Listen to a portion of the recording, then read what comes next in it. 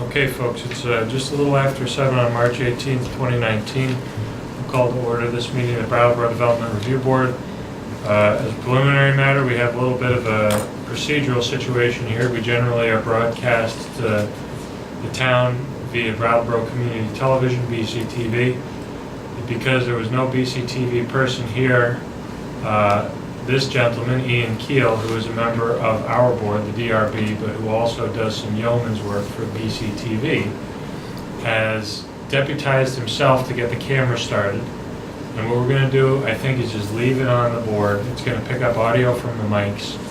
And if people do a presentation, we'll probably just ask you to hold on for a second. And we'll put the camera on the presentation, and we'll get some audio with the presentation. Not the usual high level of production quality you get from BCTV, but I think it's better than nothing. You got that all set so you can come back up here? Oh, you want me there? Yeah, I think just leave it trained here until the time comes to look at the screen.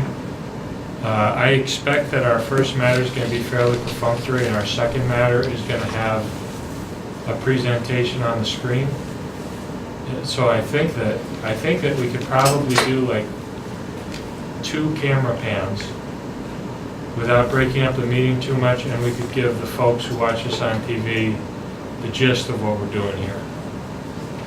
At least that's my idea. If it doesn't work, you know, I think it's you ought to be on the board rather than the camera, but at least we're trying. Folks who came in late, if you could sign in, there's a sign-in sheet just by the door on that little gray cylinder table there. So every single meeting we have, I give opening remarks that are mostly the same. I'm sure some of you have heard them, but this is when I explain how this meeting works. So if you want to know, now's the time to pay attention. At the DRB, we hear applications for land development in the town of Brattleboro and appeals of zoning administrator decisions. Procedurally, the Development Review Board operates on the record. What that means is that we take a clear record of testimony from the applicant and any interested parties, and then issue a written decision with our findings. Applicants and members of the public should be aware that because we are on the record, this is your only opportunity to provide evidence on or comment on an application. In the event our decision is appealed to the Environmental Court, the Environmental Court is not going to take or consider additional testimony at its hearing. It will look at the evidence from this hearing, the regulations or applicable law, and determine if the evidence supports the findings and decisions of this board. Only interested people that participate in this proceeding may appeal a decision made by the board. So I strongly encourage all of you to speak up if you have something to say. Because we're on the record, I'm going to ask if there's even the slightest possibility that you think you're going to speak. I'm going to swear you in as a group now. If you don't get sworn in, I need to swear you in before you speak, because when we're on the record, if you give testimony, that's under oath. So if you could raise your right hand, anybody who thinks there's even a chance, do you hereby swear or affirm that the testimony you're about to give in the cause under consideration will be the truth, the whole truth, and nothing but the truth under the pains and penalties of perjury? I do. Okay, I think that's everybody in the room. Was there anybody here who's not sworn? Okay, thank you. Applicants require a majority vote of the full board to succeed. That means 4 votes out of the 7 people on the board. As you can see, we have a full 7-person board tonight. A couple of these folks are alternates, but because we don't have a surplus of board members, they're going to be appointed to every application. There's only 2 applications. But this is the board that's going to be voting on tonight's application. With respect to the first application, that started at a prior meeting, and our somewhat new alternate member, Nora Dissinger, was not here. I am going to, but she reviewed the hearing, the first portion of the hearing, and I'm going to appoint her to that hearing so that she can vote on that. That is the matter regarding integrated solar, application 2018-197. After taking testimony, the board will close the public hearing and may vote on your application. The board will issue a written decision within 45 days of the close of this hearing.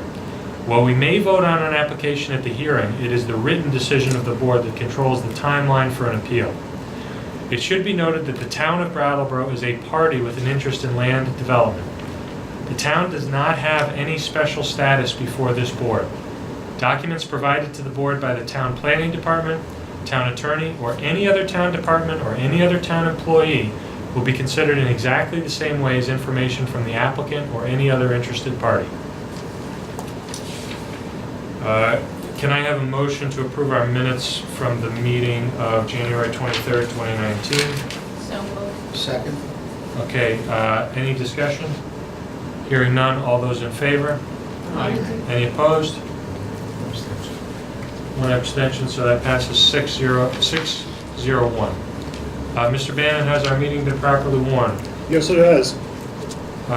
Does anybody on the board have any conflicts of interest or ex parte communications to disclose with respect to any of the applications? Tonight, Just tonight. I just let it be known that I work for Winston Prouty Center, and Groundworks is a tenant of Winston Prouty. Okay.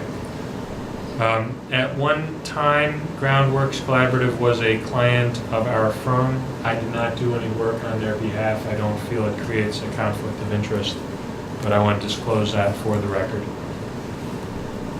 Anybody else? Okay. So the first case, the first application is 2018-197. That's the application that was continued 2 months ago. Right. And we didn't have a quorum, which was mostly my fault last month. This is application 2018-197, Integrated Solar for Rollerdome LLC. Is the applicant here tonight? I know that there was, the advice was given to the applicant that he didn't have to come tonight, right? That is correct. Okay, and if people look in front of them, you should have a revised project cost summary that was submitted by the applicant. And just to refresh folks' recollection, and for the people watching at home, if you didn't see the last meeting, the dispositive question on this application was whether the cost of a project at this site exceeded 50% of its value because it's in the flood plain, not the floodway, right? And the applicant's original figure suggested that it was narrowly over 50%. I think it was in the range of 54%. And Mr. Bannon remarked that the breakout of expenses might indicate that certain portions of the budget were not actually on what would be traditionally thought of as rehabilitative work on the building.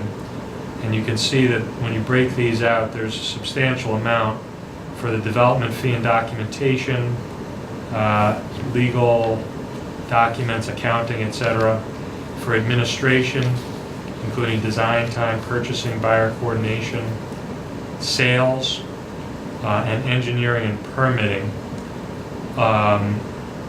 I believe that the applicant has taken out the ones that have been marked with a check mark that say exclude. So that's the development fee and documentation costs of about 23 grand, the labor of about 4,500, engineering of just over 1,000.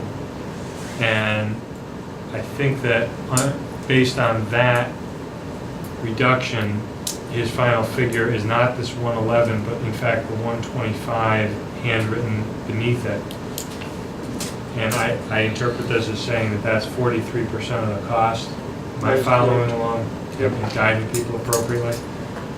And so, Mr. Bannon, this is an appeal of your initial decision. Do you have a position on the revised cost summary?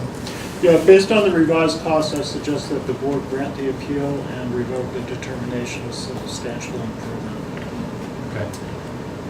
I just want to make sure, my expectation is that everybody is here for the next application, but I want to be sure that I ask if any members of the public came to speak to this application. No, so I'm just going to note for the record, because the camera can't pan, that no members of the public have indicated they want to speak about this. Are there any questions from members of the board? I think they would pretty much have to be directed to Mr. Yeah, Bannon. I watched both of those meetings. Oh, okay. You're not an alternate, right? No. Okay. Right, can I just summarize so that I have the understanding? Is based on based on the original cost that was not broken down into these itemized figures, that's what triggered the decision that said, it looks like this improvement is over the 50% of value mark. Therefore, it will require these certain things. Yeah, and in fact, any project where the value of the improvements is going to be in the 40 to 60% range, it's going to get kicked over to the board for you folks to determine if the budget is actually reasonable. It's only when it's less than 40% improvement that it can be done administratively. Okay. So this came out to 43. Any further discussion? Hearing none. Oh, Excuse me, would you? can you just speak at the mic so that you see that microphone right up there in the corner? This way, even though the camera can't pan over to you, at least the people who watch this will be able to understand what's going on. And can you just say who you are? My name is Javier, and I'm the neighbor, 61 South Main Street.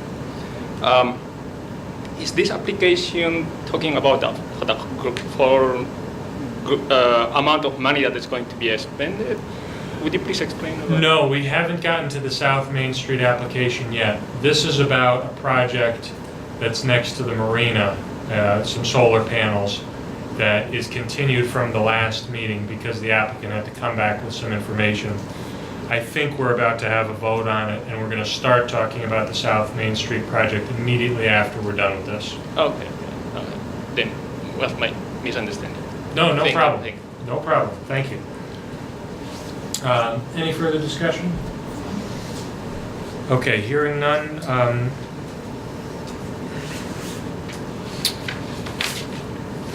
Brian, I think the motion will be to reverse your initial decision. Yes. Is that right? Yes. Yes. Grant the appeal and reverse the determination. Grant the appeal, of reverse the initial substantial decision. So can I have a motion to grant the appeal and reverse the initial decision in application 2018-197? So moved. Second, come on. Well, I just so poor Brian has to indicate that that's who moved. Okay, Let's- you got it. Okay. You're a gentleman. You want the second, though? Of course. Okay. Any further discussion? Hearing none, all those in favor? Aye. Any opposed? The motion passes 7-0. Okay, so now we move on to the South Main Street project, application 2019-12. If the applicants could sit at this table, please, and can you pan the camera? Yeah. That camera stuff. We're looking for the camera operator. Okay. Ladies and gentlemen. So I apologize for the technical problems here, gentlemen. Just give him a second to get squared away.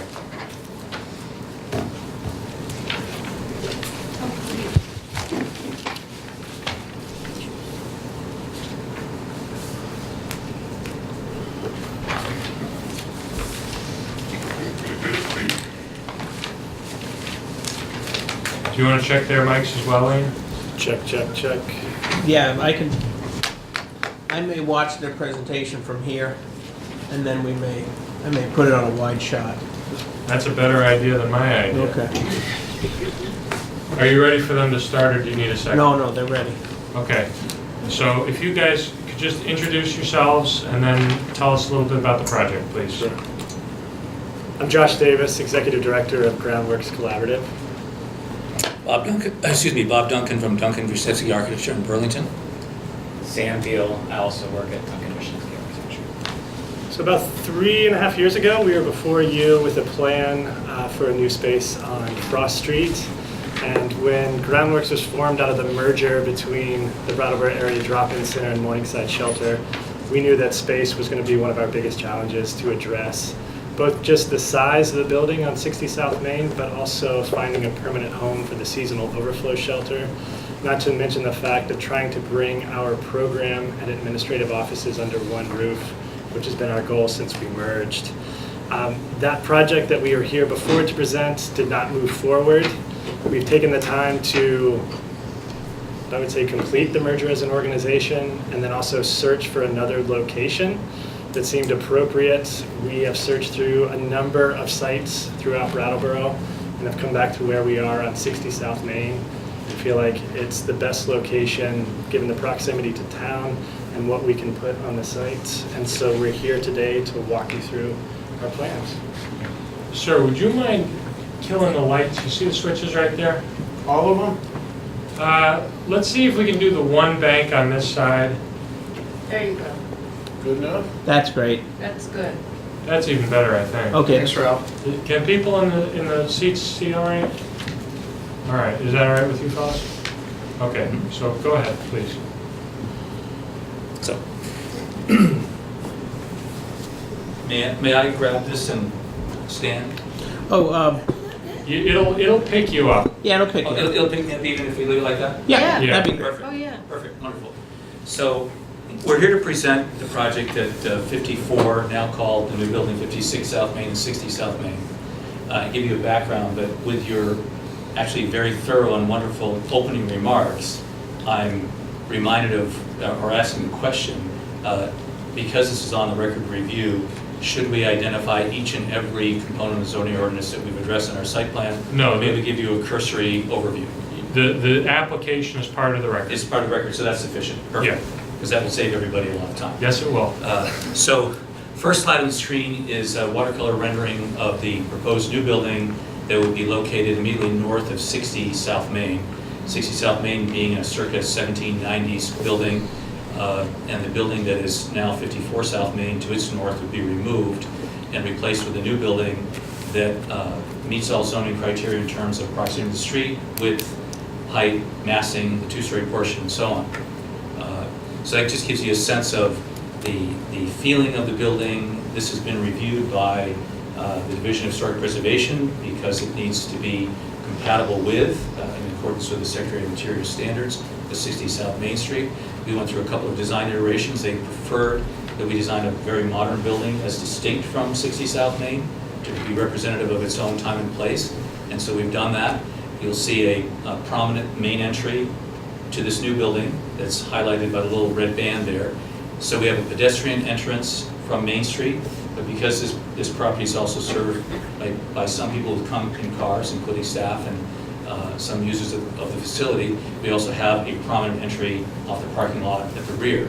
And that actually, both of those lead into a spine that works through the circulation of the building itself.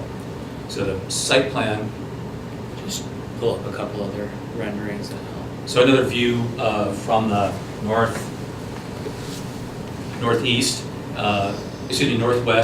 looking at the building. You see the main entrance here, you see 60 South Main in the background. A view from essentially across the street. And then the other entrance that I described to you is in the corner there where the red highlight is, that it's actually on that axis. We've broken this mass up into two different shapes, one of which is the two-story portion at Main Street and the two-story portion in the rear. It's partly because the program has been separated into office space on the second floor that serves Groundworks, and then first floor space that is predominantly entirely for the drop-in center and for overnight shelter on 6 months of the year. And this two-story portion at the rear is a mezzanine that allows for some separation for people who are sleeping overnight. Also daytime use, but their bunk beds can be set up there for the drop-in shelter on the 6 months of the year. And then in between the two-story portion and 60 South Main is a meeting space that also functions as overnight space, along with storage space and the bathroom wing, because as you can imagine, fairly heavily bathroom intensive, and we're having people who could be spending the night there as well as people who are there for all-day services.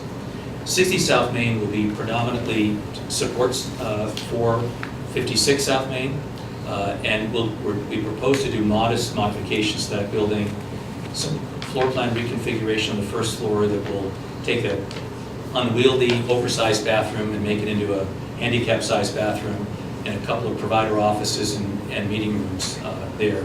And it will remain handicap accessible from the ramp that is off the driveway that's there now. The front door will remain as it is now, a ceremonial front door. It's not used currently as a main entrance. and the very special triple fireplace central feature will remain as a part of this renovation, won't change that. What is that feature? I'm not familiar with it. The triple fireplace? I mean, is it just It's, one you can? it's 3 fireplaces that back into one. So there's the large cooking hearth that would have been in the kitchen originally, and then 2 parlor fireplaces that are back to back. So there's 3, fairly unusual to see 3 backing up to one common chimney. Can you actually see through it? Enough not see through it, but you can see the center, well, around It's here. 3 flues in one, Yes, in so one there's, brick there's, enclosure. there's one chimney that's essentially here.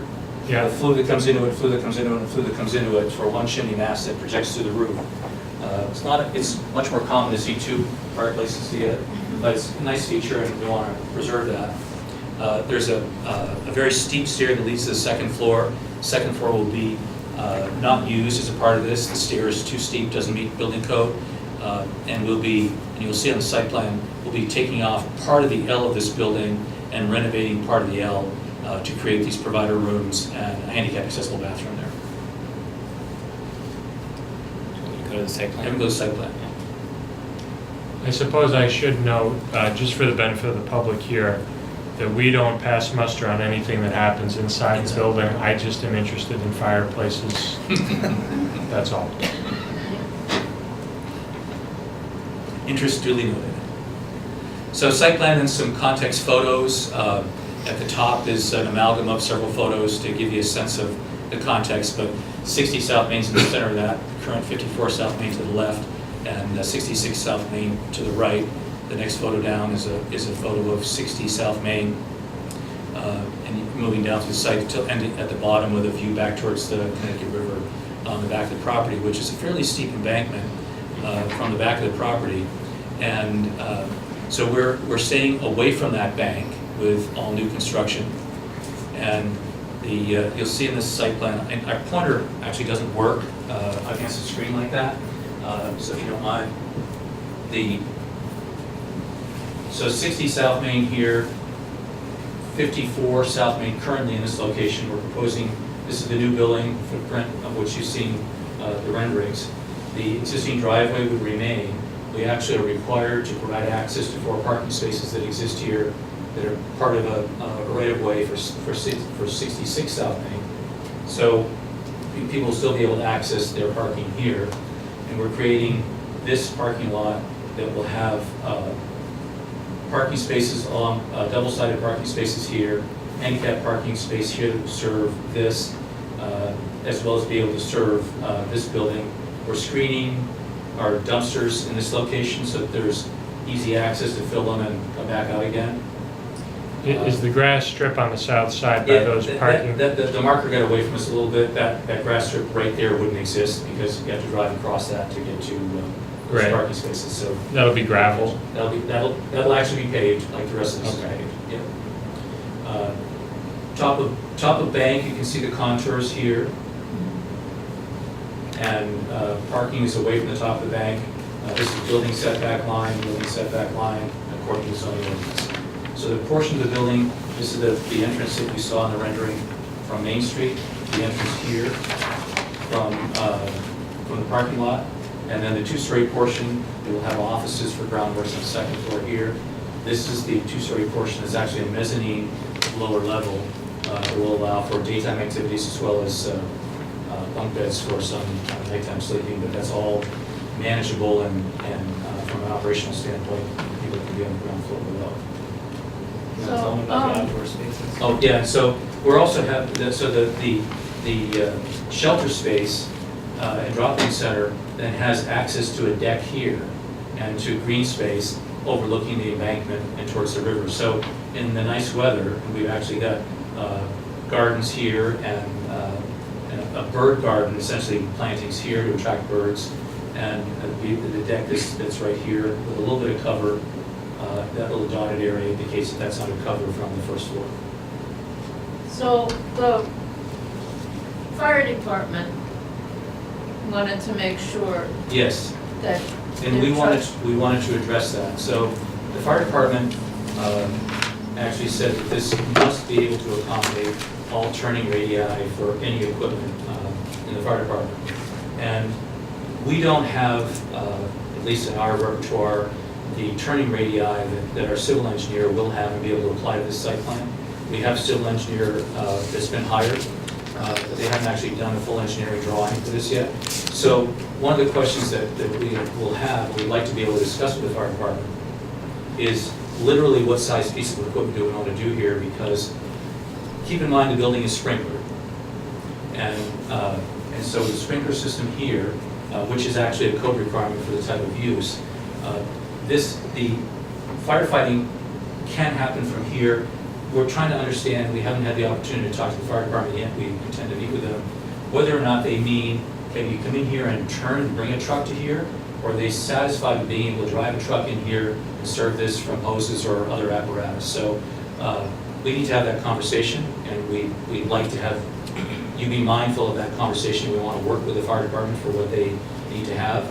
Is that tree that looks like it So could be that's problematic? a question that might be problematic. If that had to be removed, does that change anything significant? It doesn't change anything from our perspective in terms of mandated landscaping, in terms of what we have to plant at the Right. street, but we'd like to provide some shade to the parking area if we can, and it would be nice to have that tree there. So that could be problematic. There is requirement for parking lot landscaping, and I believe that the stuff along the east side of the site may very well be enough, but that tree might be helping us meet the parking lot shading requirements. If you moved it to the south buffer, is there some reason It'd that be too close, I Yeah, think, to the building. that building next door to here. Yeah, Yeah. okay, We're gonna have to be very columnar right. to be there. So we'd like to understand See. the motivations behind some of those questions in the fire department. For instance, might they be satisfied with a fire hydrant at the rear of the property in lieu of driving to that location of the property? We don't know that. We haven't had that conversation yet. So Sure. good with you. Okay, I just want to talk a little bit about procedure because I think a lot of members of the public want to talk about this. Generally, the way we work this logistically is the members of the board ask a few questions, and then when it seems like we've asked our questions, I open up the floor to the members of the public, and I'll ask everyone to go to that microphone so that it's picked up for the TV broadcast. I raised this issue only because it came up the last time that there was a proposal for a facility to serve the homeless when there was an application for the Frost Street facility. There were a few members of the public who came and said that they were opposed to having a homeless shelter in town, essentially. And I just want to remind members of the public that this board doesn't make decisions like that. That is a few steps above our pay grade. We are given ordinances that are drafted by a different committee, the Planning Commission, and our job is to determine whether this application is consistent with the law that was written by this other committee. And I'm gonna let any member of the public say their piece. I think that that's an important thing, but I just want to make sure you understand our power and where our power stops. So that being said, members of the board, questions? Oh, sorry. Yeah, they got a couple. So the handicap spot right there, how do the handicap people get to the other building? Well, this is all very flat here, so that it's not difficult to get to that location. So they can come from this access through here or through here, that location. We're mindful of the fact that the parking lot is less than 25, so in terms of the requirement for handicap accessibility, we are required to provide one. We're also mindful of the fact that we see in many projects where if we provide more handicap spaces, it means that those spaces are largely unused because other people can't use them. So we try to balance, and in this particular case, since this is a bit of a steeper climb, so it's a handicap accessible ramp, but this is also part of the facility of both buildings, to provide access here. We could change that and provide access more in here by tweaking some of the spacing a little bit, and that would just make it longer and a little bit more of a driveway to come up here for this person that's parking over here versus that. So we could consider looking at something like that, would make it maybe more midpoint. So I guess my thoughts are, is that kind of a unique population that you serve, and where are the handicapped people going to be going mostly? Yeah, and that's a question, Josh, you might have a better sense of the answer to that, but. It's tough to say. We're planning for our representative payee programmed to be in 60 South Main, and so that receives a lot of traffic. But also you never know who's going to come to the drop-in on a daily basis, and so it's hard to say which one would require closer and more access. We did check the grades though, from this point to here is less than 5%, so it does meet the handicap requirements. It's just it is a little bit further away. Where's the snow gonna go?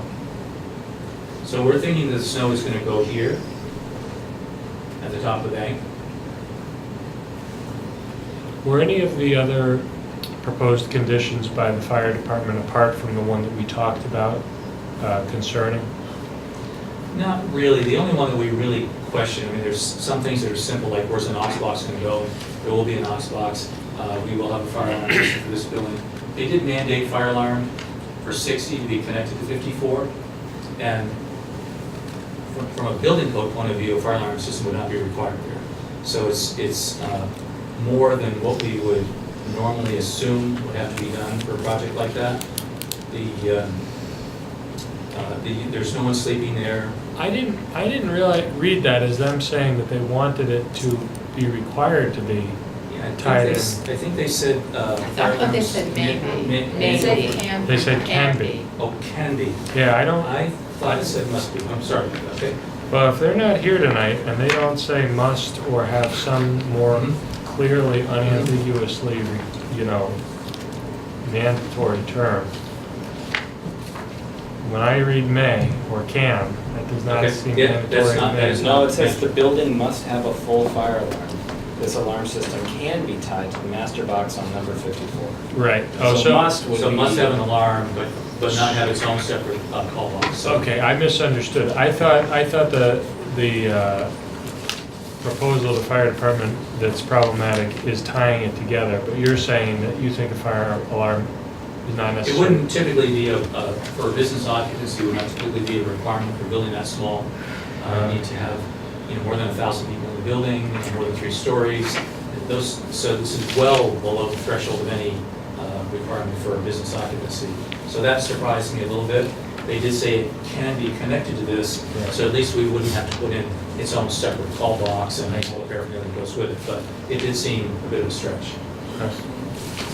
Okay. What about the Department of Public Works comments? I don't think we had any issues with their comments.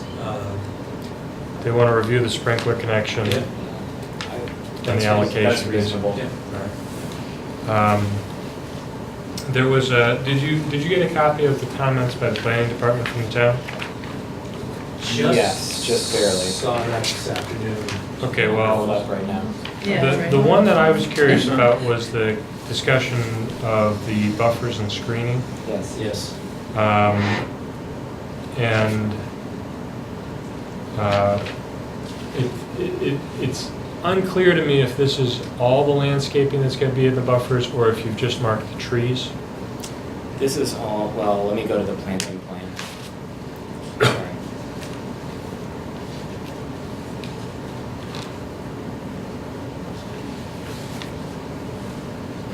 So we have some pretty extensive plantings in here and some pretty extensive plantings here, some additional up there.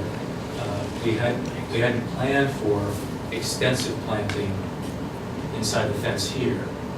And we have limited opportunity, but there could be some plantings there. It's a little bit tougher place to maintain. Okay. I assume you got not a lot of sunlight and just not a lot of room and probably a lot of salt on the south border there, right? Given that we have to provide access to their rear yard to comply with the easement, it's unclear how we would provide a buffer, other than to, as Bob pointed out, Oh, yeah, there are a yeah. couple of plants. No, I mean, clearly where the right of way is, that, to me, that's not a buffer. Right. I mean, that might as well be a road from our analysis. So I'm really just thinking, I assume from the western edge of that parking area, though, that will be a little green strip. Right here? From the road all the way to the parking, where the right of way goes into the parking lot. That will be a green strip before you connect. This is the green strip before you Yeah. connect to the parking there. Yes. Right, Yeah. okay. Not necessarily a planted green strip. And is this, I recognize it's from the 1/16 inch to 1 foot plan that you gave us. Can you estimate just roughly how wide that strip is? Or is there a way to tell? If this is a 9-foot parking space, then this is about 5 feet Okay, along here. okay. James, do you mind if I ask you a question? Fire In that away. very area there? Yeah, go ahead. What, 66 South Main, that's the one Yes. that you'll provide the Yeah. Access to these access to the parking. I suppose, and maybe this is directed to Brian, in the photo in front of 66 is some sort of lack of a shed, a very small shed. Do you know the provenance of what that is? It's a garbage shed. Okay, and so that completely conforms with zoning, or? Doesn't I only conform with bring it up current because- zoning. Been there for years. I know, I only bring that up because of you've got a tree there, right?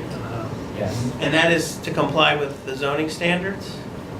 And I'm just wondering about this being, it's an existing driveway now, and just concerned about the view for people pulling out onto South Main Street.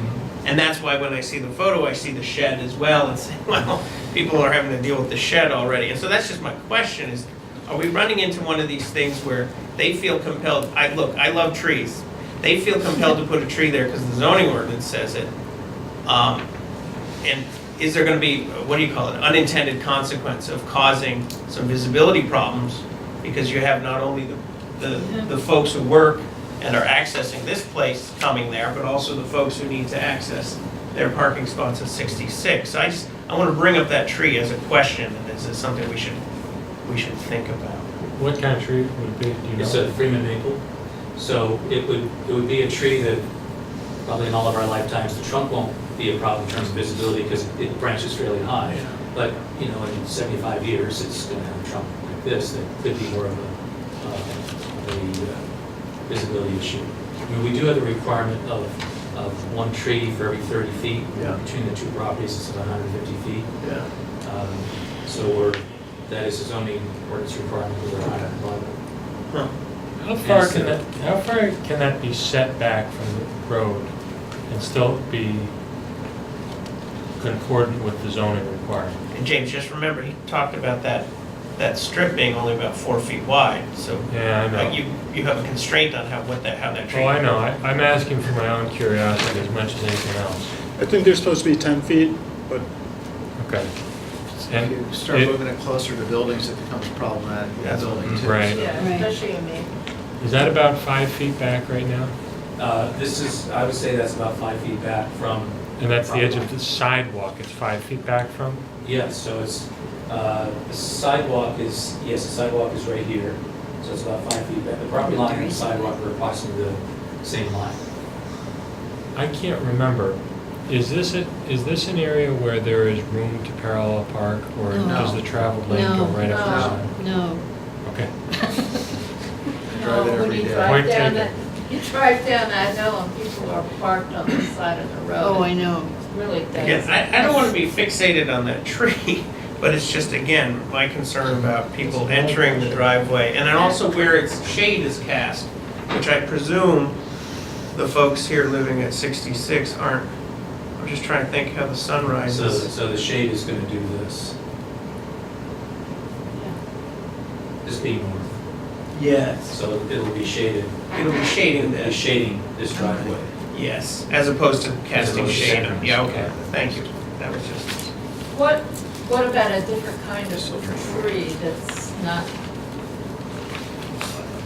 so maybe it's more Skinny. similar to Columba? Then you Like can a see. peach tree or Yeah. something? I think the issue is, in terms of visibility from somebody Yeah. and pulling out of here, is really what the trunk is, less than what the tree is, presuming, it would be a tree issue if it was a low-growing tree. Yeah. Like a crab apple, for instance, would be more of an issue in terms of visibility. Something like a Freeman maple is going to grow quite tall, it can be trimmed even in its young years, so those branches are 8, 10, 11 feet off the ground. So I think it's really how big does the trunk get over time, and how big does the tree get over time in terms of whether, could some roots possibly have a foundation issue on that house? It's conceivable. Who is the owner of the fence between 52 and 54? I don't know as I know that. We don't know? Okay. I But was- you're- Would you have a good sized spacing? You're not planning to do anything with it? Is that right? We are planning to build a new fence. We plan to build a new one in this location. Right. Okay. And then, just for reference, looking at the boundaries of that fence, that's the, I guess, the north side of the property. Yes. What would be contained within that fence? Like, what's the rough space? Like, how far between the building and the fence would you estimate? Oh, this is approximately 10 feet. Okay. 10 feet. And do you see this space as being used in any way, or? Not really. It's really just serving as a buffer. Yeah. Okay. Now, is it in our purview to say, has there been thought of hedges instead of a fence? I mean, does that fall under landscaping? I'm just saying, is instead of having a fence, I'm just proposing, instead of a fence with an area that isn't being used, some of that space could actually be taken up by some sort of vegetation that would provide a natural buffer. I mean, is that something that perhaps can have What are a the positive site- effect? What are the site plan constraints with respect to if it was hedge versus fence? I think partially it was a security issue when we were discussing with Josh, is not wanting anybody to be hanging out back there. Plus, we have a lot of windows in the day station space that are looking north. So it's just a privacy rule. And there's a residential right next door, so we didn't want the windows looking right into the residential. I can understand the Yeah. fence being more suitable for what you're trying to achieve than a hedge. I just thought I would bring it up. I have a question, Josh. Is this gonna be like Winston Prouty up there, like your clientele, they come in in the evening or whatever, and they can't go out, they're in for the night? Is that the same game, or? We'll run it very similarly. I don't know if it'll necessarily be the same, because we won't have the same restrictions on the property that we do up at Prouty. I know.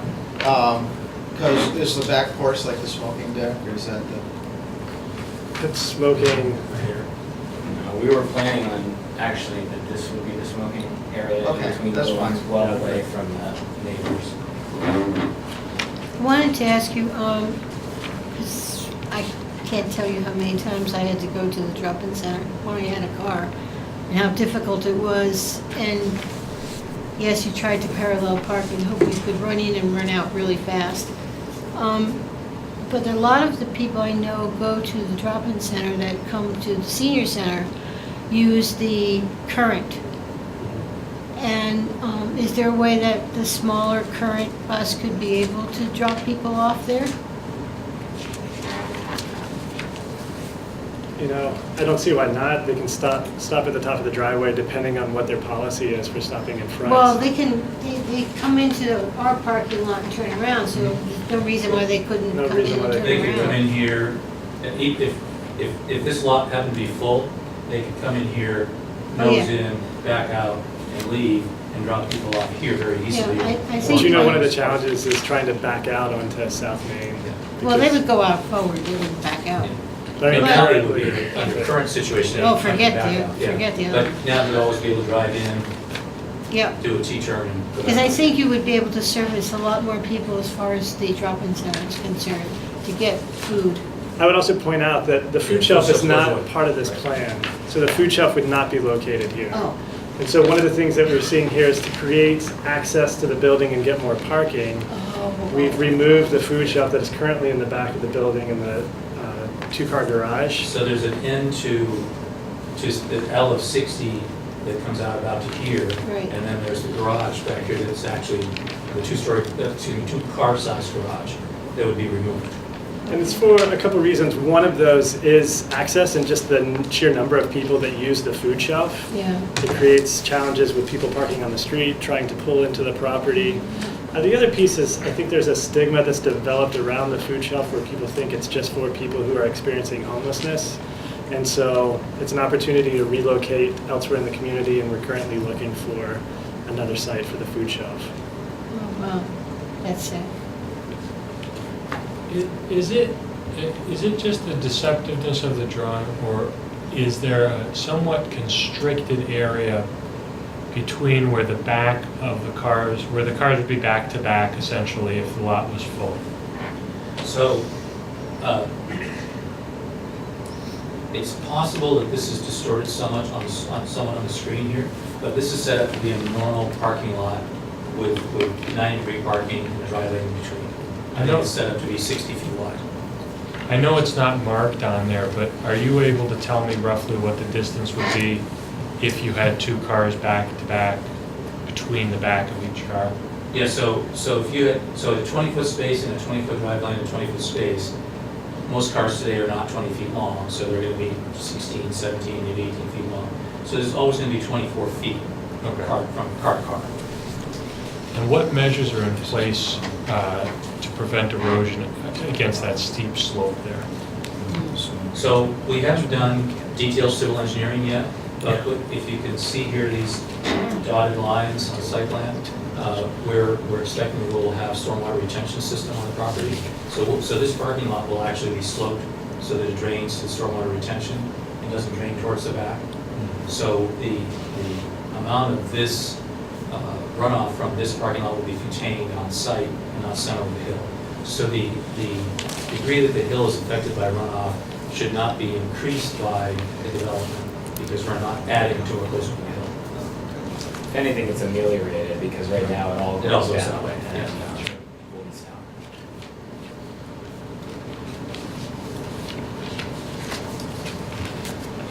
Curious question.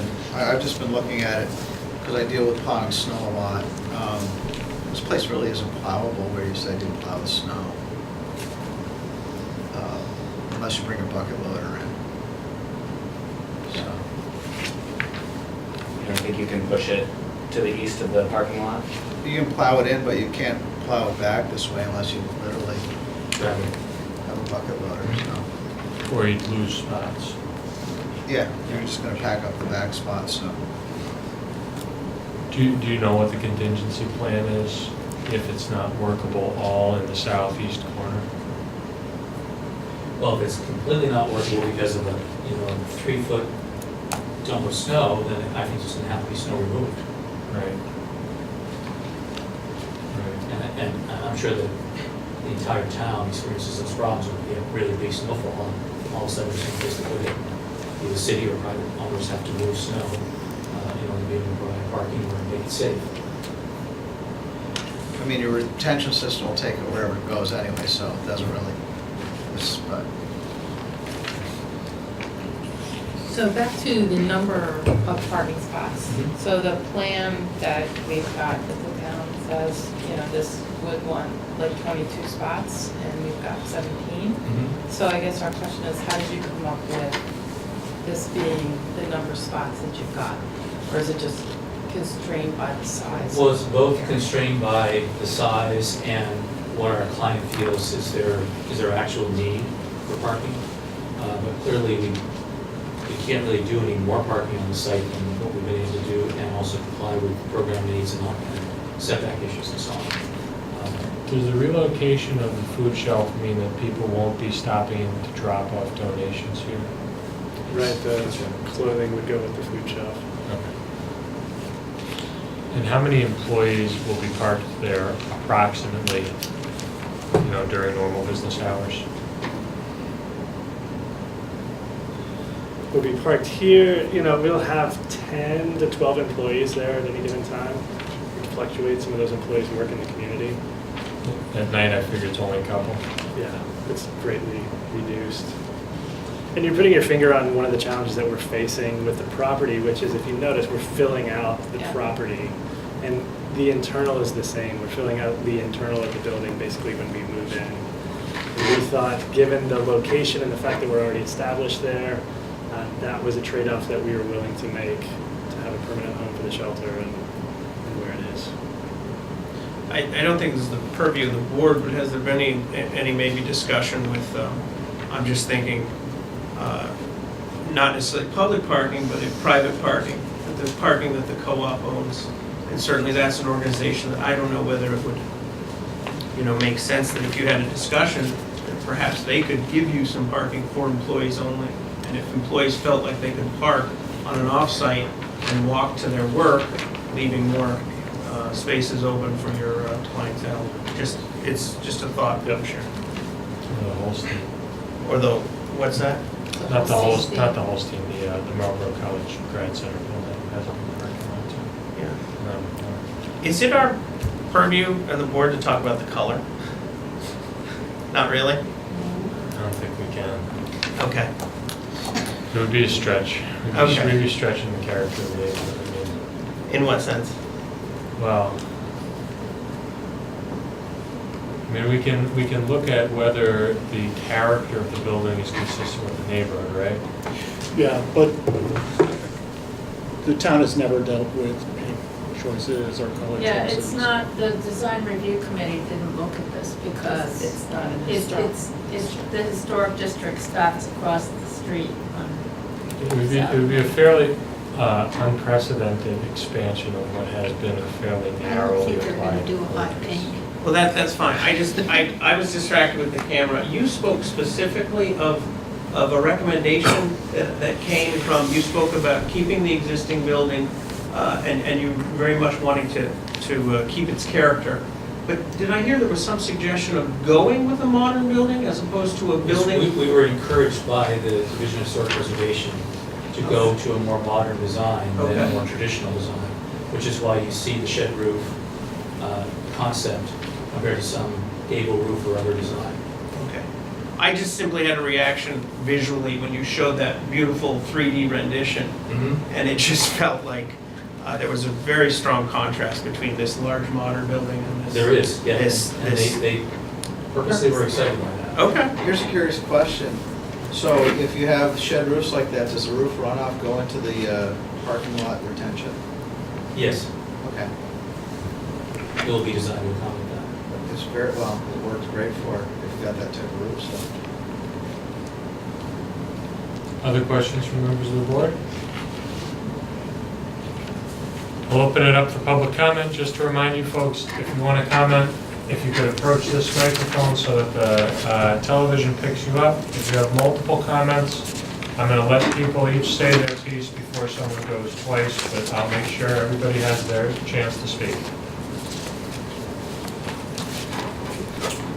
Ralph Buchanan, Brattleboro. I came, Can you just tell us, are you in a butter? yes, across the street. Okay, thank you. The town manager sent me to this hearing with some of my concerns, but in your initial comments, they're out of your scope. Well, it depends, I don't know what your concerns are Well, yet. but I fully support a project like this, because there's a need in the community. But being in a butter across the street to a rental property, any potential tenants, I'm constantly getting questions of the activity that happens at the drop-in center. And there's a massive police presence there on an ongoing basis. So I guess my question is there any plan to help correct that? And on a side note, I drive trucks. You're gonna have to adjust the grade of your driveway to get a fire truck in there, because it's just too steep. They'll catch in the middle of the wheelbase, so. So I'm guessing that the applicant is going to want to answer your question, but I want to let you know. It's got nothing to do with you guys. Yeah, we can't implement public safety recommendations unless it has to do with stuff like pedestrian safety, traffic flow, fire safety. It has to do with the way things are built, but in terms of crime reduction, they don't consider us qualified to make those kinds of decisions. Who should I? So I would say let's connect after this meeting Okay, and we can talk. sure. Yeah, absolutely. I don't have a good answer for you, honestly, Mr. Buchanan. I wouldn't know who to go to myself. But none of the Brattleboro zoning ordinances are directed at that. Essentially, the way it goes is each district has a list of uses that can be there, And if they say this is a district where you can have this use, whether it's grocery store, movie theater, strip club, if they say it's okay, we have no say in that. Okay. Any other members of the public?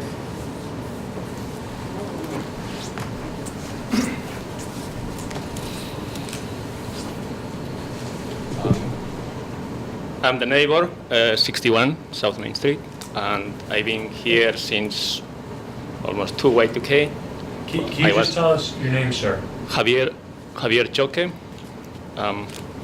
So I have seen drop-in center since 2000, 2002 or something, and every day I live across the street.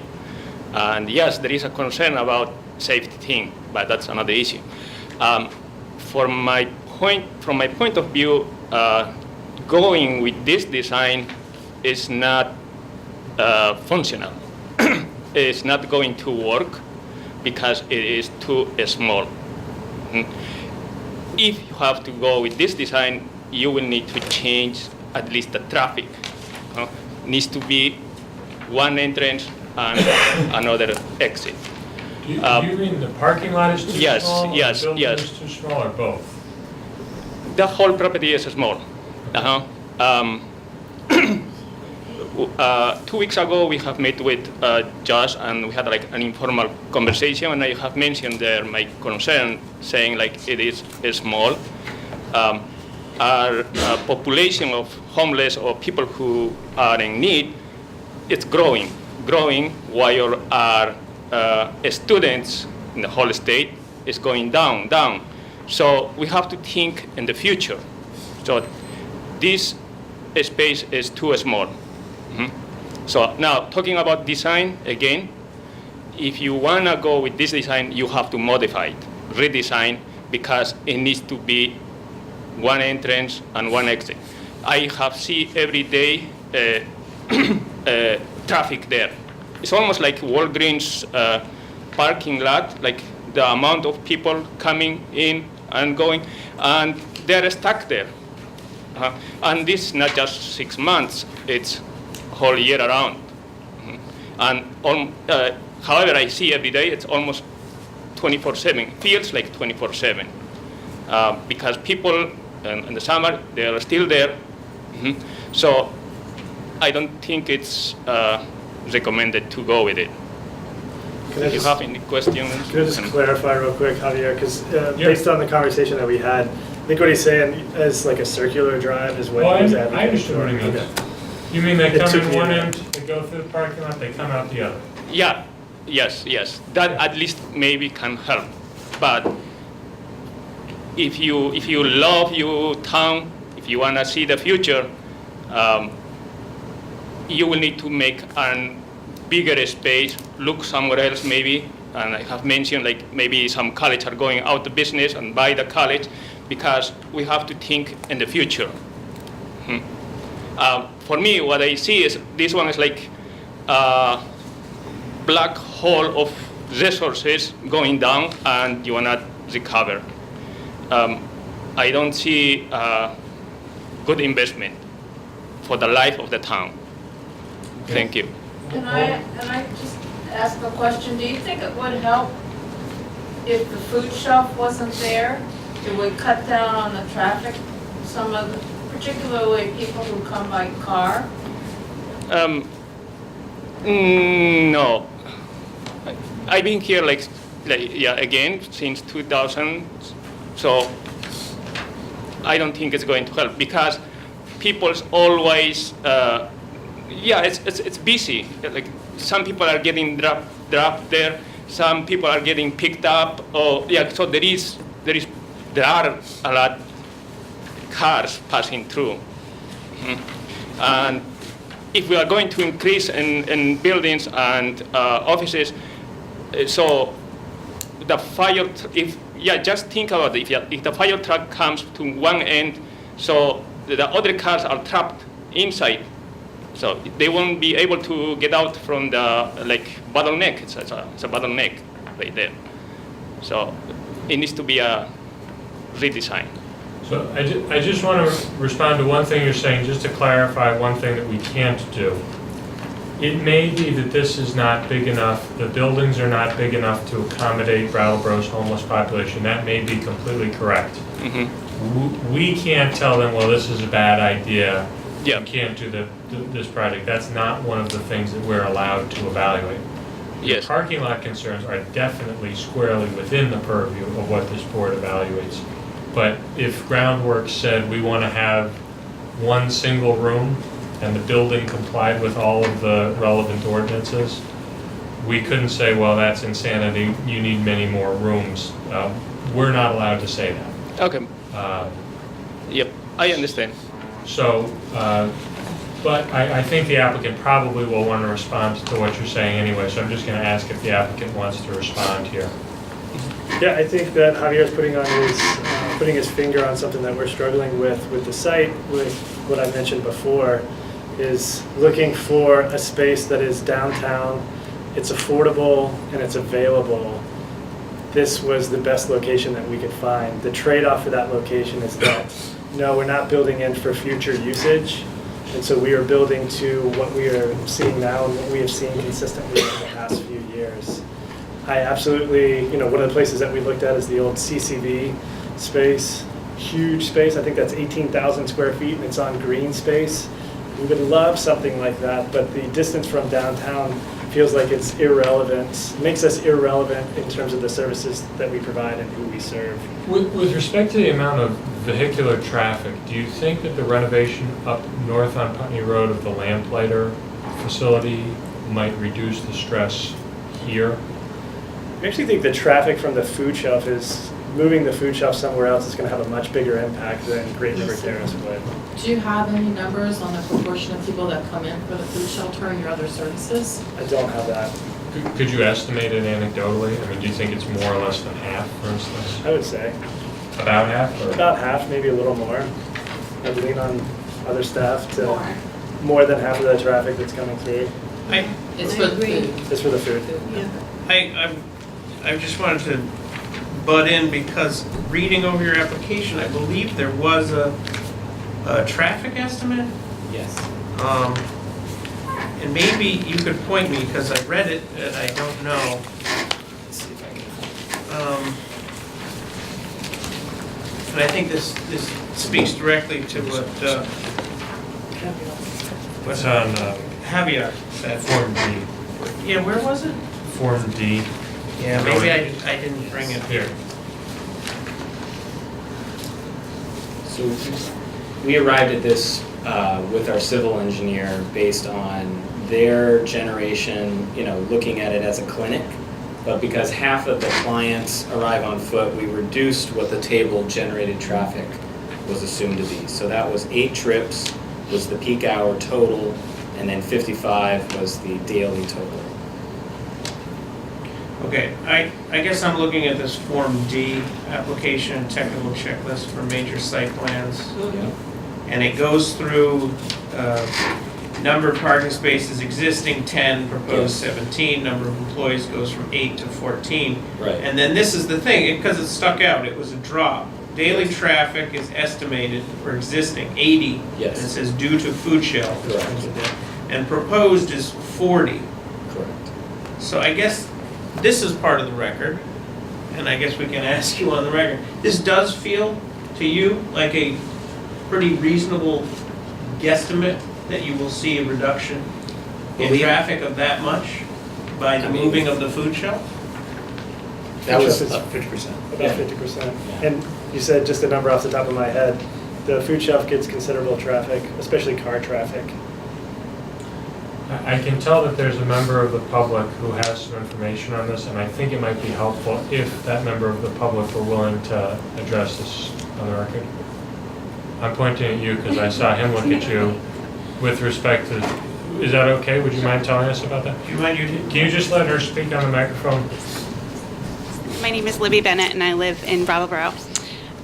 So I'm the development director at Groundworks Collaborative, and so I keep an eye on the numbers, for grant writing purposes. We're serving over 4,000 people a year, 3,800 of whom are using the food shelf. Wow. Yeah. So when I say it's more, it's probably more than 50%. It would be more than a 50% reduction in the number of cars coming and going if the food shelf were not there. Do you know if there's a substantial difference between the people who access the site using a vehicle or the people who come there as pedestrians?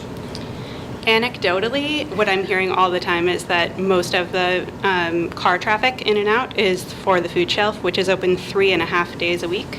Because it's harder to carry stuff home. Correct. And people are, and obviously it's a huge portion of the people who are using the food shelf are housed elsewhere in the community, and we know that transportation is sometimes an issue in this community where people really need a car when they live here.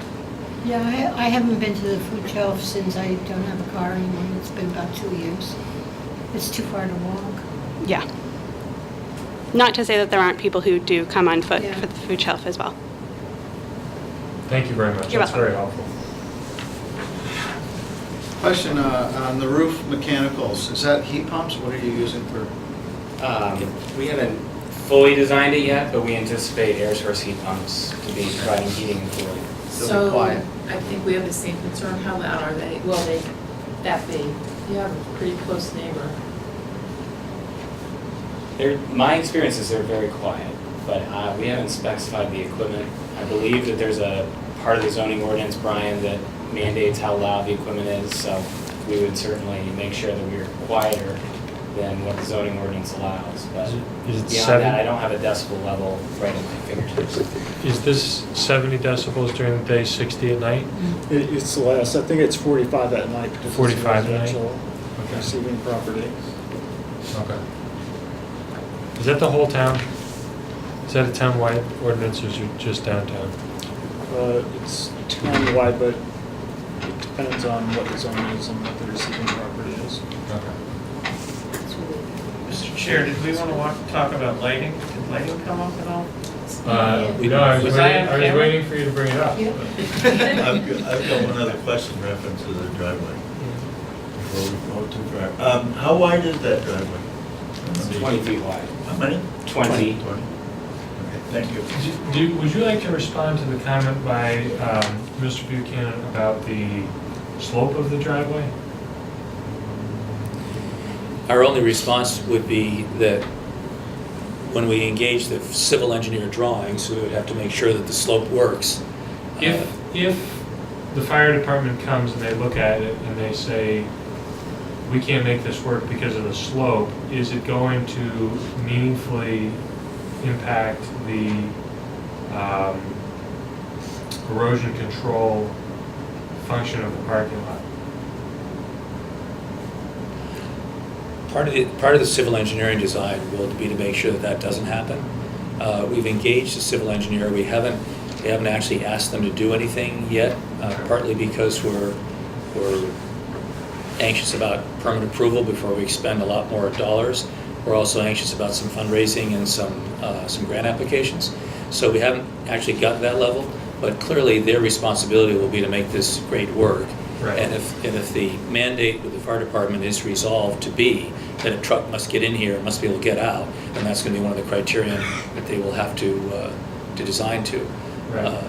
But prior to actually having that information, what we've gauged is, there's some topographical change here across this property, and we have to deal with it. Okay. I would like to ask a question. I'd just like to talk to somebody real quickly. I think our TV problems may be being resolved as we speak. You know what? I think I know what issue Mr. Keel is going to raise, and at the risk of offending him, he often wants to know how many lumens the proposed lighting is going to have. 21,000. Who's this, me? Yeah. Well, I'm speaking It's the for color temperature, not I'm the sorry, the lumens. color temperature. 3,000 degrees Kelvin. Okay. I will just give my little, you provided a technical document, and I've learned color temperature from doing video work. And the video work is going to get much better now that there'll be someone behind the camera. Thank you, Bill. And I just personally find, and again, I don't think we can mandate it, but that especially with the residential neighborhood, if it's possible to get LEDs that actually can be 2,700 And it's just a very small difference between 3,000 and 2,700, but 2,700 is the color temperature of the tungsten bulbs that most of us grew up with. And so it has the qualities of a sort of a warm color. And again, if you get into the psychology of color, again, you're creating a warm light. When you get into the 5,000, 6,000, that's often that very cold light that you see in industrial settings.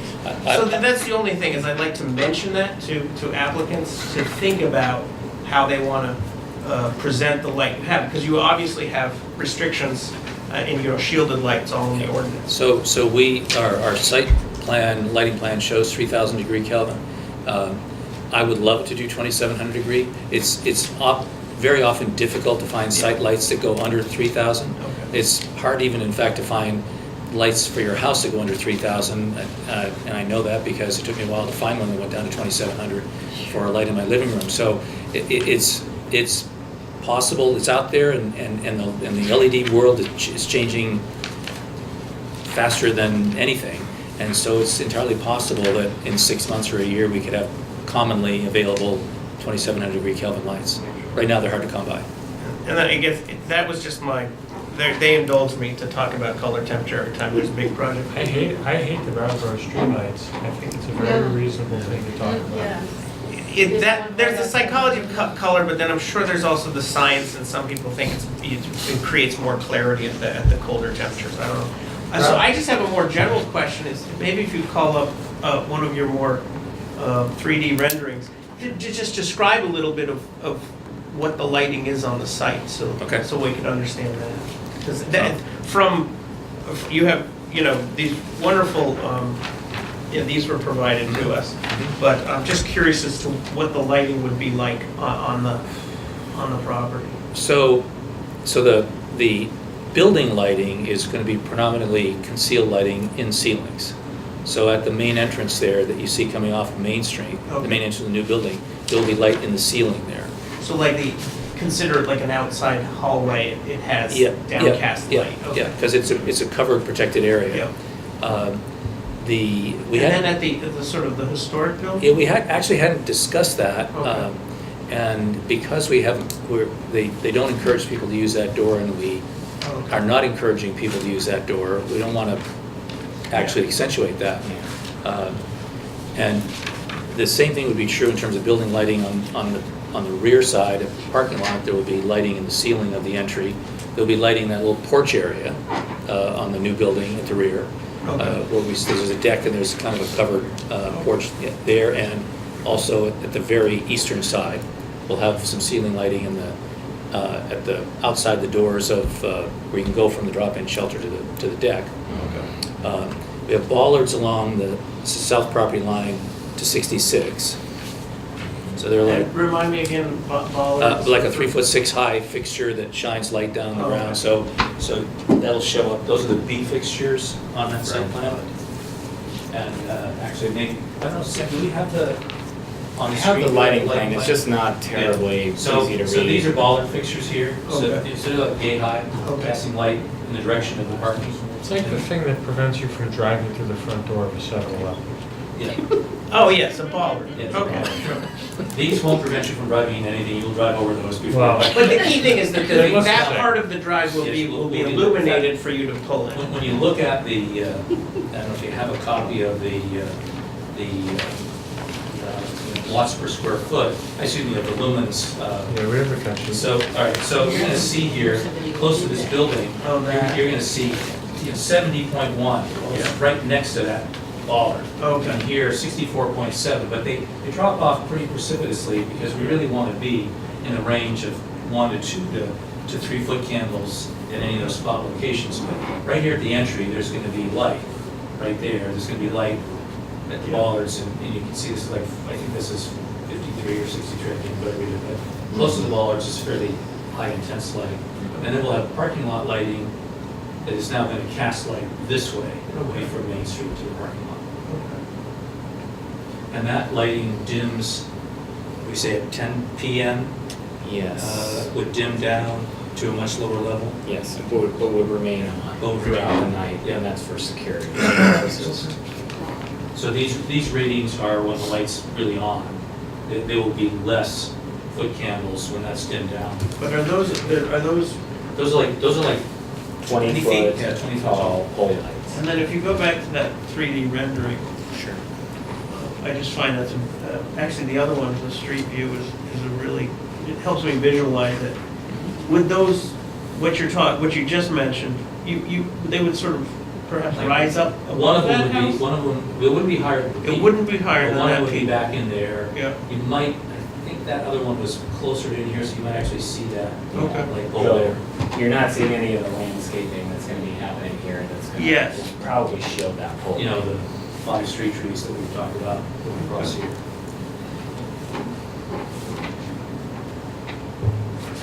I'm just curious about the lighting, and I noticed when I was going back down to New Jersey and through Connecticut, they have these solar panels that are on the streetlights, and apparently they work very well. They've been saving, I guess, their towns a lot of money. And I'm wondering if you would consider something like that. It's possible. There are parking lot lighting fixtures that do have solar built into them. And that would be a function of both budget and availability. But as I said earlier, the world of LED lighting is changing so fast that it might be possible that an LED, that a solar connector to that. I mean, if it's really proven technology at the time, and we don't have to wire that from some central location, and we have a way to figure out how we could dim that down, because it would need to have some sort of receiver or something inside of it. But all that technology is changing faster than any of us can imagine, so it's entirely possible we could do that and do it economically. Brian, there was a note in here about an EPSC plan. What is that? Erosion protection sedimentation control plan. Any reason that you guys can't have one of those? Well, Sue's determined we don't need one, right? Oh. You're still required to use standard erosion control during Right. construction. Okay. We'll probably have something in our specifications for the site contractor to make sure that we aren't sending sedimentation down the hill, but. Okay. No, it just must be that the one I put in the draft. She hadn't told you, that's fine. I don't think I have any further questions. Do other members of the board? No, just to go back to the noise, this is considered institutional, right? Or, I don't think so. We had a, no, the use.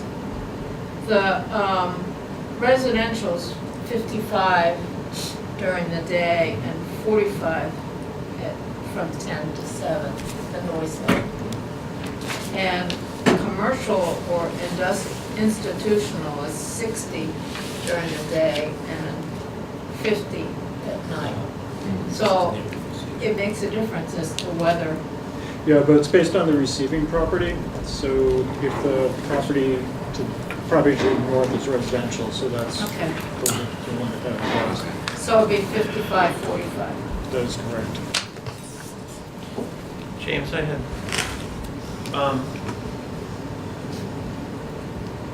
it was mentioned a number of times, including from the public, about additional talking with the fire department about the requirements. And I just thought that I would make a comment that it may make also sense perhaps the communication with the current, because that may be achieving a goal of making sure the current can go in and out of your driveway as well as the fire trucks, that you may be able to satisfy those two things, or just, I can see some similarities that solving for both. Yes. And then I don't think I have one. Does the public finish? I just figured we would finish whatever we were talking about, and then I'd ask if there were any other members that have comments. But if you have more questions. I feel like I've exhausted my questions. Are there other members of the public who wish to speak about this application? If you could just come up, sir. Pierre Landry. I'm here representing the Holston Association. I know the board, from Hold my on. understanding, Hold on. I should mention, my firm has also represented the Holstein Association in the past. I don't represent them at the moment. I don't think it's a conflict of interest. Sorry, just keeping the record clean. Mr. Landry, go ahead. well, all right. I know it's not, the board's, doesn't determine the operations of the Groundworks, but I just was wondering, I didn't hear number of beds that they were thinking about for the overnight. And you mentioned 6 months. What is the current shelter use now? I don't believe it's 6 months. And I know with the current use, they have to be at the location at a certain time, and they leave the location at a certain time. They're not allowed to come and go, or at least arrive on foot throughout the night. I didn't know if that, these are just questions I had. I know it's not the board's decision on whether this was going to happen or not. Some of what you're talking about touches on things that are within this board's Okay. jurisdiction. So, and just ask all the questions you Yep. want. If we can't do something, we'll tell you. Okay. But I think it'd be helpful if you took a little break and let them address what you just asked, and then ask the rest of your questions, because I think two different people are gonna have to answer it. Okay. One for the bed amount and one for the rules. Maybe I'm wrong about that, but. I think I can answer most of those questions. So the first is the bed. We're looking at 30 beds being in this facility. We're at Winston Prouty. We currently have 33 beds. And so it is a loss of 3 beds from our current location. The shelter that will be housed in this location is the seasonal overflow shelter, which is also what is up at Winston Prouty. That is a 6-month shelter. And so we would not, the Winston Prouty site is not a permanent location for us. Right. Understood that. And so it's a temporary site. We need to find a permanent home. And so it is a 6-month program, not because of need, but primarily because of funding. Josh, Okay. is it fair to assume the vast majority of those users of the 6-month shelter arrive and leave on foot? Arrive and leave the drop-in center on They don't foot. drive there. They don't drive there. And we have a van, and we use a van to transport people from the drop-in center to Winston Prouty in the evening and then back in the morning. I would also say that space and where we are dictates a lot of the requirements of the program. And so we don't have an extensive list of what the requirements of this space is going to be when we open up in this facility. Okay. So to say, if I were to say today that it's going to run exactly right, Winston Prouty, it's not the same relationship that we would have. People are able to walk up to this facility in ways that they're not able to walk up to the Winston Prouty facility. I mean, you can technically walk up to that site, but it's part of our lease agreement that people don't walk up there. We encourage people. I guess my thought was, people are going to be walking to the site at 7 o'clock in the evening, 10 o'clock in the evening, midnight, 2 o'clock in the morning. I mean, that's one of the thoughts that... It can happen. As a general rule, we try to keep people confined within hours to come in for a meal and have a good night's sleep. Okay. I just had a couple other questions. Has more to do with the site. There's no sidewalk requirement from, through the parking lot from where you have your handicap parking space to get to the new building. I didn't know if there's any sidewalk requirement. You're going to have possibly someone in a wheelchair going through an potentially active parking lot was one of my questions. And then if you could explain the stormwater retention, is it just like a dry well? I mean, you say the water's not going to leave the property. Where's the water going? Those are my other two other questions, and I'll sit down. Thank you, Mr. Randy. So as far as the sidewalk requirement is concerned, there's no requirement that we're aware of that a sidewalk must be provided from that space to the building. It would be nice if there was enough room to be able to fit that, but because the parking lot is I mean, it is a 17 space lot, it's fairly small. It's not like cars are going in and out of there 30 miles an hour, you know, frequently at all, 30 miles an hour, but not like just all sorts of traffic happening.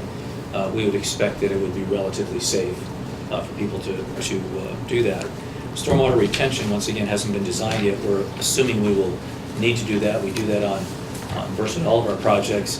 The way the stormwater retention works, essentially, is a lot of water comes in and only a little bit's allowed to go out. The tanks hold it until it essentially can, for lack of a better term, pee out a smaller pipe. So it comes into via a catch basin. It would be like a normal street catch basin, and the tanks hold the design amount, but it's allowed to then disperse into ground soil at a much slower rate, so that it doesn't inundate. And of course, there would be appropriate bedding for that to sit in, so it could do that.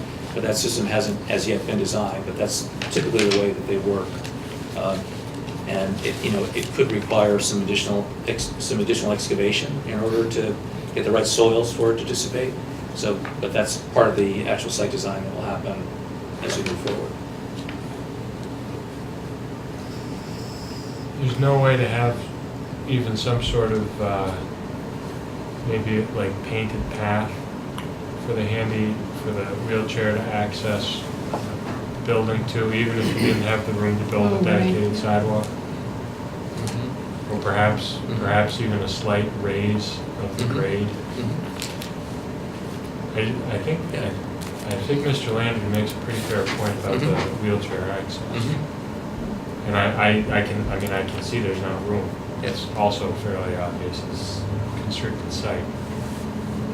Charging station.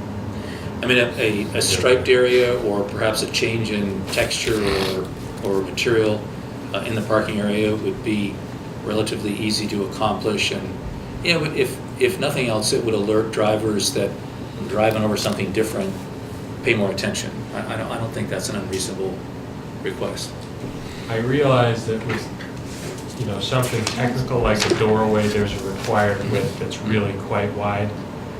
But if you wanted to stripe the eastern portion, the western portion of those spaces, so that you kind of force the cars to park back, how much room would you really need in there?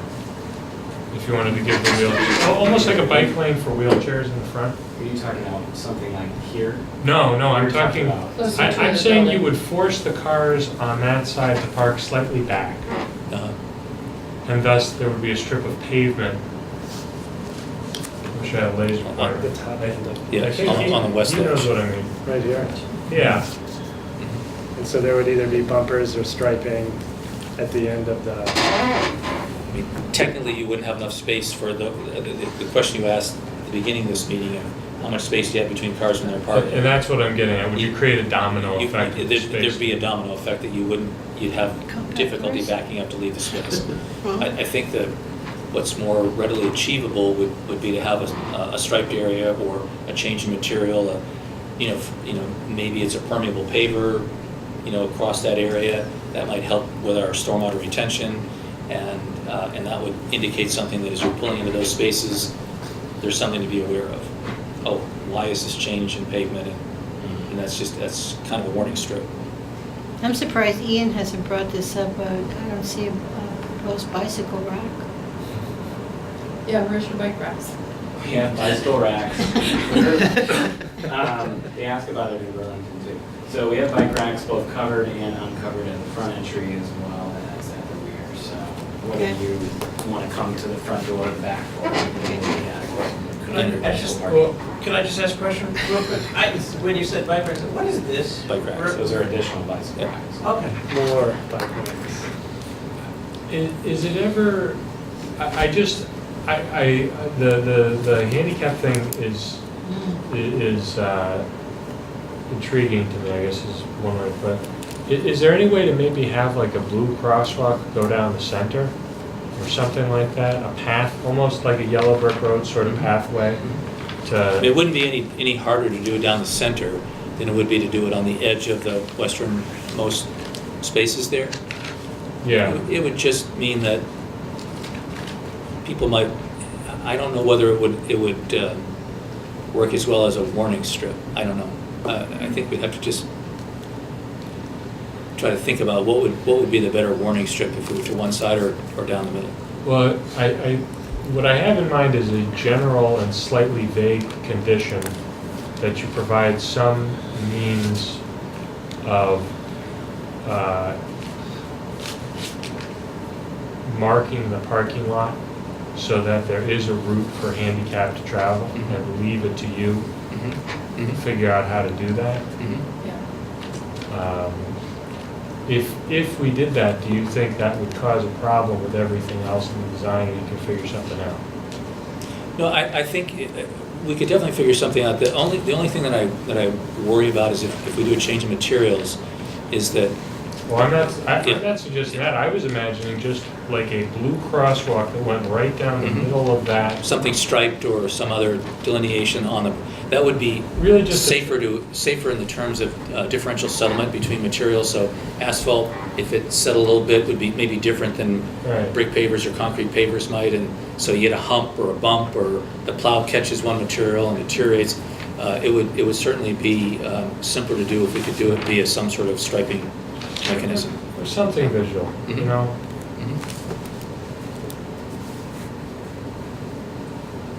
All right. EV charging facility. All you need is, I think, a conduit, so you can get 120 volts of power in one of those parking spaces. I think what we've done in the past is we'll usually set it out where there's a pole light, so we'll maybe do that one just because the conduit's already there.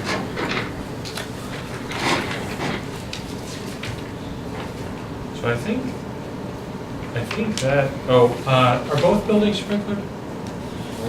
Only the Currently new only the new construction. The old building would not be sprinkled. Okay.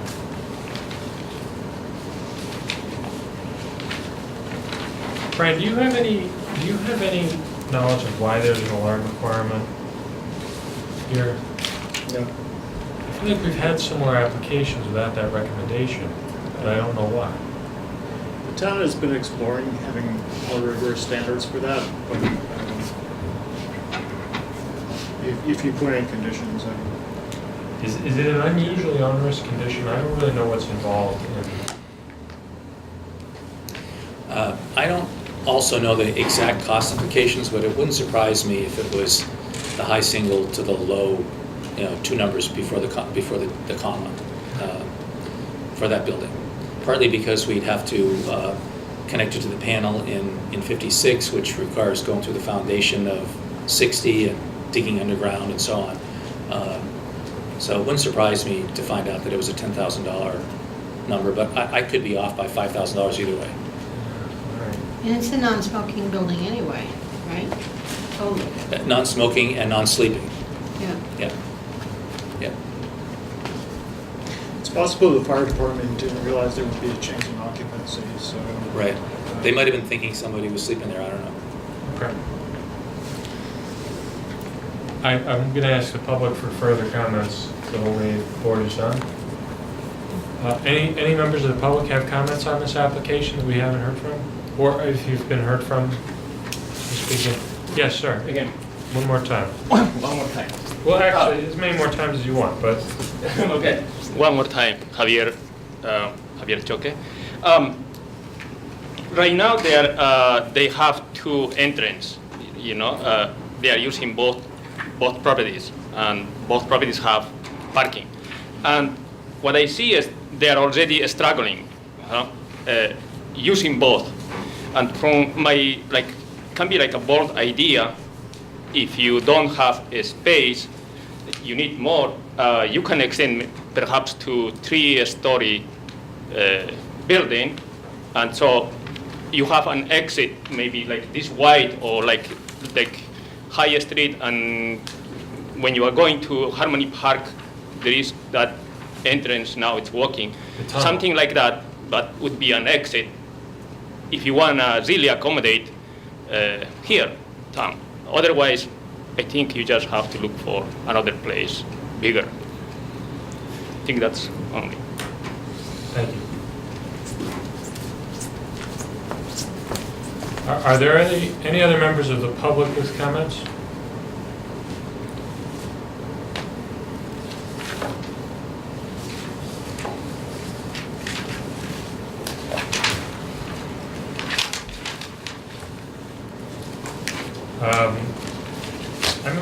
I move that we enter a brief deliberative session. So So moved. moved, second. Well, no, I moved. Second.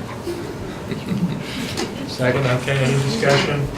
And just to tell the folks what we're doing, we're going to have a brief session to deliberate and determine what the issues we're voting on are.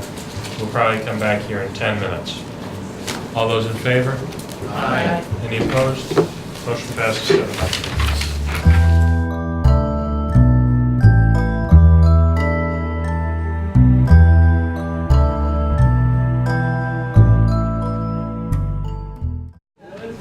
So we're back on the record. It's about 5 to 9. Are we okay on video?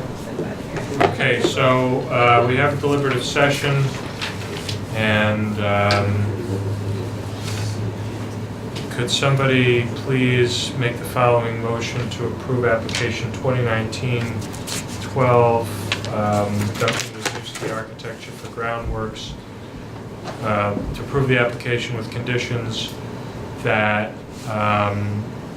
there be no fire alarms required, but that there will be sprinklers required in the northern building, the new building, the modern building, that include all the other fire department's proposed conditions, including with respect to radius, that add a condition allowing the applicant to remove the tree positioned in the area that may infringe on the radius for the fire truck, with buffers to be approved by the zoning administrator.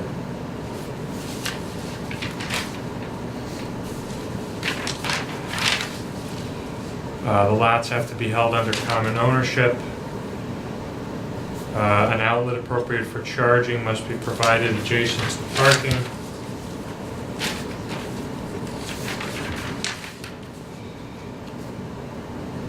And the noise audible on neighboring parcels must not exceed the applicable limits for the zoning district. So moved. Second. Okay, so moved. Second, any discussion? Hearing none, all those in favor? Aye. Any opposed? Motion passes 7-0-0. That's it for that. Any other motions? Thank you. We adjourn. Have a nice day. It's adjourned. Second, any discussion? No. Hearing none, all those in favor? Aye. Any opposed? No. Okay, the motion passes 7-0.